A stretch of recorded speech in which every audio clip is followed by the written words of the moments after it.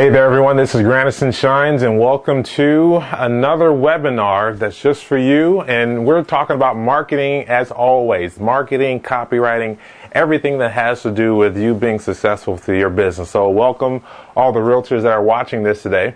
We're going to take a little bit of a different turn today in terms of conversation about the topic. We're going to talk about marketing versus human nature. Now, the only thing that has changed over the years is the product or service that the business offers. Other than that, humans have not changed, right? We haven't changed in thousands of years. Essentially, we still think the same way. Essentially, there's still what we're going to talk about. I don't want to, just give it all away right now, but still, essentially, there's still the five senses that we operate with, and then there's also the head component. When you are buying a product or service, there's also this whole psychological aspect that we have to take into account. So when you're marketing, you have to do the same thing. When you're writing copy, we do the same thing. When we're making an ad and when we're devising which pictures to use, what kind of call to action to use, all of this comes into play. The human nature factor comes into play. So we're going to talk about that today in depth. So this is a little bit more advanced than kind of the topographical marketing conversations that we usually have. We're going to dig deep a little bit and really talk about how human nature is affected with marketing. Now, I heard a statistic the other day. We get bombarded with marketing messages every single day, right? Statistics say about 8,000 impressions a day. So if you're walking down the street, there's signage. When you're listening to the radio, there's information that you can hear. When you're watching television, there's a ton of commercials, right? Probably some of you fast forward them. Of course, if you have the DVRs, you record the show, we zoom past the commercials or whatever. Regardless, we have about 8,000 impressions that we are bombarded with every single day. Wow, that's a lot. That's a lot of impressions. So how do we make our marketing stand out? How do we make the product or service that we are offering really separate ourselves from the competitor, for lack of a better phrase, and really stand out when it comes to delivering this product or service? Well, human nature has a lot to do with it. And if you understand this, then you can understand information points that will help you write better blog posts, information points that help you devise better ads, information that will help you make better videos, because there's, again, this whole human element. You are marketing to humans. It doesn't matter the product or service, you're marketing to humans. And so what we're going to talk about today is what direct business marketing, our entire marketing is laid on top of this understanding, because we work with a lot of different industries. But the reason why we are successful in many different industries, from real estate to retail to automotive to motorcycle parts, whatever it may be, the reason that we are successful is because we understand the principles of marketing. And talking about marketing principles, we're going to talk about marketing versus human nature today, because it has everything to do with how you're going to market and how you're going to be successful from this point forward, okay? So again, a little bit more advanced, but just stay tuned. You'll see how this all comes together. So marketing versus human nature, the key to marketing and advertising success. Let's look at the first slide here. Now, we are taught, even from a biblical standpoint in church, that we are tripartite in nature. You have the spirit, you have the soul, and you have the body. Okay?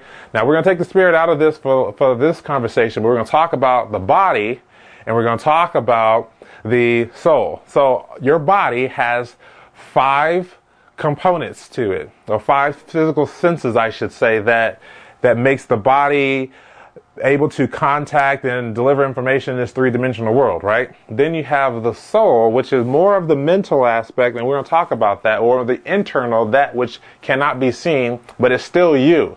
It's still you. So take a look at this diagram right here. We have spirit, soul, and body, and it's encompassed all in this nice little package called Granison Shines, or whatever your name may be. So now let's try to separate the 3 components here, or 2 that we're going to talk about. All right, let's talk about the body first. Remember, we said there's 5 physical senses. So how does this portray into marketing? Well, when you are marketing, you want to write information. You want to have pictures. You want to avail to the senses in terms of touch, avail to the smell, and avail to the hearing, right? So when we're marketing, you will hear a call to action. When you're marketing, you see the pictures, especially if you're advertising food, if you have a restaurant. I mean, they make it look very, very appealing. It appeals to the sight, right? If you are marketing a real estate property, you know that curb appeal is very important. So you have to have the marketing aspect of making sure it looks good, right? It really, really looks good. Now, sometimes marketing, depending on, who's marketing, there's a little bit of fallacy in there, and I have to mention this because it looks one way on a picture that the marketing material, then it looks another way when you get it. Well, we don't ever want that. We want the marketing piece and the actual marketing product that you are marketing, when when your prospect sees it, it looks the same. So let's take this in part of real estate. So let's say you are about to show this house to a person. First of all, you got to get their attention. So by sight and location, right, you're going to make sure that it's in the right location, all these other things. All things being equal, yes, I want to see the house. Now, it has good curb appeal, hopefully, so it appeals to the sight. When they walk in the house, does it smell like roses or does it smell like a dead body, right? That does matter and has a buying decision, and we'll talk about what that decision maker is here in a second, but it has a buying decision for your prospect. Going into the house or inside the house, can they hear a lot of traffic? Can they hear, if they live in a gated community, can they hear the tone from the phone? Can they hear the gate? Do we hear all these cars? Or is the house more close to a very busy street so they hear a lot of traffic? Or is it more into the neighborhood where it's more quiet, right? So here are points that you want to appeal to when marketing for your prospect or marketing to your hopefully client. These 5 physical senses must come into play. When they're inside, touch comes into play. Feeling the carpet, feeling the wall, seeing the colors and things like that. All these things make up this whole marketing experience for you and for them. So this enables you to position and sell your product a lot better. Positioning is very, very important. It's one of the P's in marketing. Of course, price has some things to do with it. We'll talk about that in a second. But positioning, appeal to the 5 physical senses, especially for a real property, is very, very important. Now, if they're just concerned about the money or the opportunity to make money, if they're an investor, it may be a little bit different, right? But still, that comes into play because they don't want to buy a rundown house that they have to put a lot of money into and fix up. Hopefully not. I mean, there are fix and flips, but the idea is to make it appealing to the 5 physical senses. So when you're marketing, this is where the whole psychological, or from the physical aspect, I should say right now, the physical aspect comes into play with marketing. So you can't divert from that, and you can't not take that into consideration when you are marketing. You have to say, all right, here's something that a client, if I was this client, what would I want it to look like in terms of its best delivery possible, its best presentation possible for the client. All right. So now, again, we have the taste, which, again, hopefully they're not going to be, chewing on wood in the house. They're not a termite or anything. But you definitely have the touch, you have the smell, you have the sight, you have the hear. The 5 physical senses, or those 4 senses, but the 5 physical senses really, really kick in. If you're marketing a restaurant, you have even the taste comes into play. So we want to make sure that we do market to those 5 physical senses. Okay. So now you have to start weighing into. Now let's put it like this. If you're writing copy, you still have to do that. How do we do that? Well, it's really going to go into the soul part, which we're going to talk about next. But when you're writing copy, you still want to appeal to the 5 physical senses. Quiet neighborhood. I've seen that on several ads, right? The pictures, good curb appeal, so it appeals to the sight. The Smell. Is it by a dairy farm so that you smell, what we usually smell at night? Or is it a nice aroma around the homes because it has rose bushes or whatever? Those types of things, when you're writing copy, you want to make sure you explain those things and they still appeal to their five physical senses. In terms, bring the experience from the five physical senses to them over the internet, over the computer, so they can, you'll start closing the gap on, the skepticism and moving more into the trust side. Okay, so that's what we're going to talk about. That's what we are talking about when concerning the five physical senses. Now let's talk about the soul. Now here's the part that's really psychological. Here's the part that really gets into play with the head trip here, right? The five parts of the soul. You have your mind, you have your imagination, you have your emotions, you have your intellect, right? And you have the will. Okay. Now let's talk about what these components are. Five physical senses, you know what those are. Let's talk about the mind. The mind is the conscious part of you, right? And the subconscious. But most of the time, people know when they're being marketed to. Their mind tells them, hey, I'm being marketed to. They understand that. So you have to go into marketing understanding that for them. They know from a mental standpoint in their mind that they are being marketed to, right? So now, what happens? Usually there's a wall being built up. Even if you're talking to someone from a sales standpoint, the wall's being built up. So now you got to break down that wall. So this is where you come into play, being cordial, being nice, and everything else, and being trustworthy, so they can start to build what we call the relationship. You understand that, right? Now, talk about the will. The will is the decision maker. That's the part of you that says, yay, I want to see this house, or no, I don't. Yes, I want to make an offer, or no, I don't. Or, yes, I am going to buy this house, and I'm going to make sure I get it. Or, you know what, forget it, let's go, I don't even want this one, let's go check out another one. So the will, you have to appeal to the will, and that's where the close comes in, because that decision maker is going to say yay or nay. And you want to know which side they're leaning on. Body language tells you a lot. Head nods, all these other things that really can explain from a sales standpoint whether or not you're hitting the correct touch points in order to market to them effectively. Okay? The imagination, right? The imagination, this is the part of you that can be watching this webinar right now, but you might be flying in space or flying in the clouds right now, right? Your imagination has the ability to put you in places where you are not physically. So you have to understand how to do that from a marketing standpoint. And we spoke a little bit about that when we talk about the five physical senses, bringing that experience to them. So we're going to start using keyword phrases and words that appeal to the imagination. Can't you see yourself living in this house? Imagine your kids running around and blah, blah, blah. No, those sorts of things that really appeal to the imagination. Okay? Let's talk about the emotions. Well, you can definitely see that they can get emotional, especially about the bigger the purchase, the more emotional it is.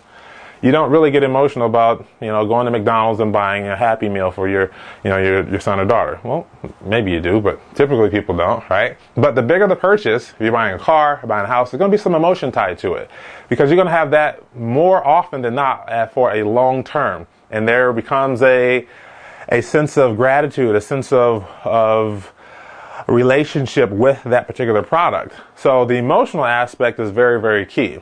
Understanding how their emotional state when you meet with them, and then understanding how you can position an emotional state by using the imagination and appealing to the will and things like that, right?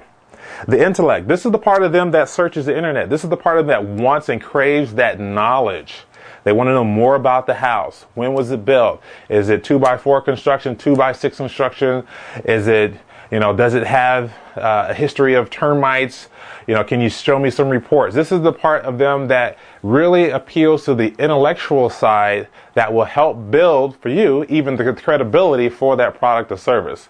So now we have this whole ball of wax, the mind, the will, the imagination, the emotions, and the intellect that really start to hone in on how you're going to position that product or service right here in their head. So now we have to start writing copy. We have to start using words. We have to start appealing to the mind, understanding, yes, they know they're being marketed to. Never, ever, ever, ever forget that. They know they're being marketed to. They know that you're going to try to sell them a product or service. But the good thing is, they need you as a realtor. That's the best thing you have available to you, or one of the best things I should say. They need you in order to get this deal done. Why? Because you are the expert. You are the professional. And for your standpoint, in their mind, you being the expert has a lot of weight for them. They want that trusted advisor. They want the value added in advance. Those 3 things that we teach, right? And they want you to be that trusted advisor, and they want that adequate solution. So that solution for you is to you deliver that house to them. The solution for them is, hey, I want this house. It suits my needs, right? So the needs and wants come into play when we talk about the mind, the will, the imagination, the emotions, intellect. Let's dig into the will a little bit more. So now you have to try to, I wouldn't say you don't, when we talk about the will, you make a call to action, or you put in soft little sales, so what we call little closers in there, soft selling, but not really hammering down in on them because you'll drive them away. If you come on too strong with a call to action, you can drive them away. Now, of course, selling a house, when they see it online, they're not going to just whip out a card and pay for it online, right? They see it online. It's a multi-step process. We both know that. So now you have to understand where the will comes into play and how that will be able to affect their decision for you to sell that product and for them to buy it.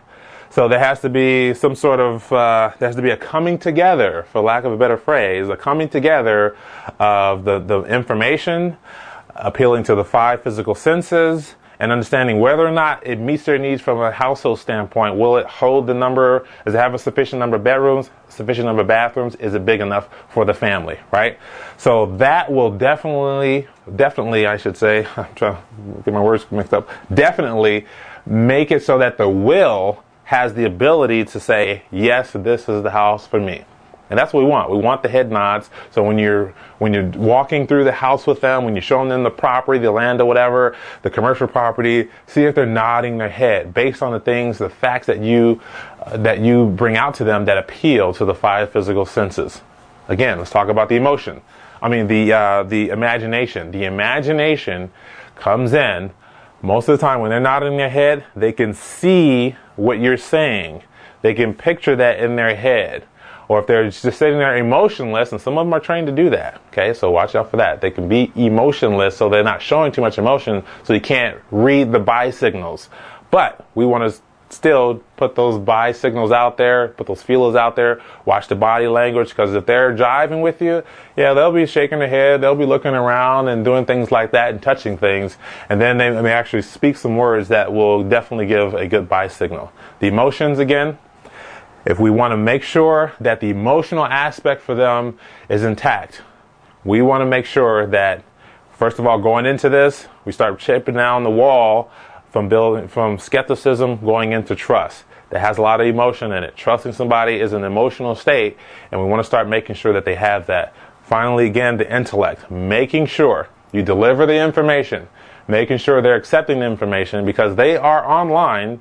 Just trust me on it. They're online. They're looking at multiple properties. They're looking at multiple deals. They're comparing. They're doing all this other information. They may even come very, very well prepared. I spoke to one client one time, and they said that a lot of times the prospect comes in more educated than the salesperson.